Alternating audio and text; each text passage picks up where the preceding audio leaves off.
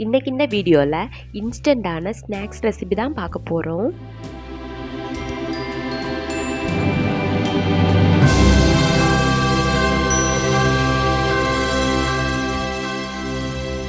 First ஒரு ட்ரையான mixing Pavul எடுத்துக்கோங்க. அதுலேயே ஒரு முட்டையை உடைச்சி ஊற்றிக்கோங்க.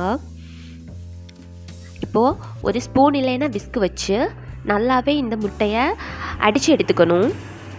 பாருங்கள், இது போல் நல்லா அடித்து எடுத்துக்கோங்க. இப்போது அடித்து எடுத்தாச்சு. இது கூடவே நம்ம ஒரு கப் ரவை சேர்த்துக்க போகிறோம். நான் வறுத்த ரவை தான் சேர்த்துக்கிறேன். வறுக்காத ரவை கூட சேர்த்துக்கலாம். நீங்கள் நார்மலாக வீட்டில் டீ குடிக்கிறோம்ல, அதே கப்பில் தான் ஒரு கப் ரவை இது மாதிரி கொஞ்சம் கொஞ்சமாக சேர்த்து நம்ம கலந்து எடுத்துக்கலாம்.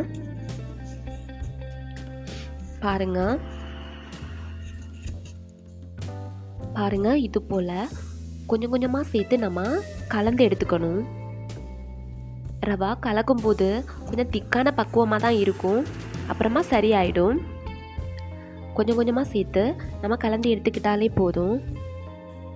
இது போல் விஸ்கிலான ஸ்பூன் வச்சு கலந்து விடுறதுக்கு உங்களுக்கு கஷ்டமாக இருந்துச்சுன்னா நீங்கள் கையால் கூட கலந்து எடுத்துக்கலாம். பாருங்க, இதே போல் நம்ம கலந்து எடுத்துக்கணும். இப்போது எல்லா மாவுமே கலந்து எடுத்தாச்சு. இப்போ இது கூடவே சர்க்கரை சேர்த்துக்கணும்.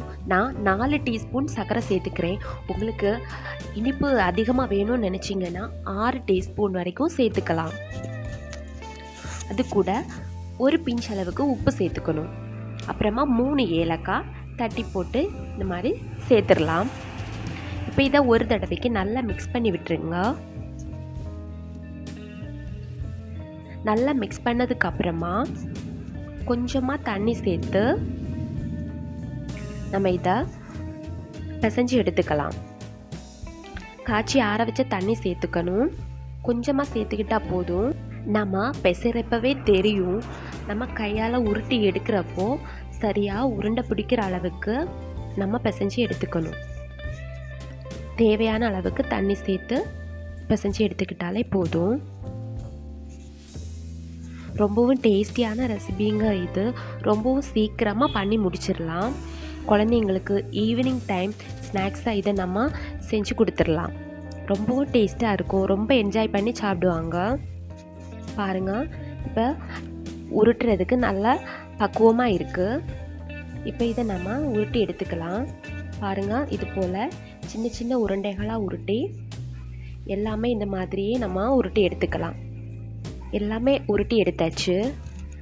இப்போ ஒரு கடாயில் 100 ml எண்ணெய் சேர்த்துருக்கேன். எண்ணெய் காய்ஞ்சதுக்கப்புறமா இது மாதிரி நம்ம பொரிச்சு எடுத்துக்கணும்.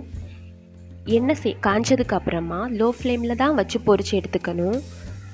இல்லைன்னா வெளியே சீக்கிரம் கலர் சேஞ்ச் ஆகிடும், உள்ளாடி வேகாமல் இருக்கும்.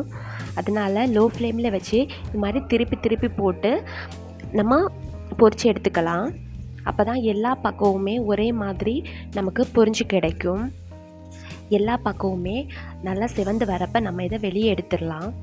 இப்போ தான் நம்ம வீடியோ பார்க்குறீங்கன்னா நம்ம சேனலை சப்ஸ்கிரைப் பண்ணி வச்சுக்கோங்க. அப்போ தான் நான் போடுற வீடியோஸ் உடனுக்குடன் உங்களுக்கு நோட்டிஃபிகேஷனாக வரும். அவ்வளோதான், நமக்கு ஸ்நாக்ஸ் ரெடி ஆயிடுச்சு. இதை சுட சுட பரிமாறலாம். தேங்க்யூ.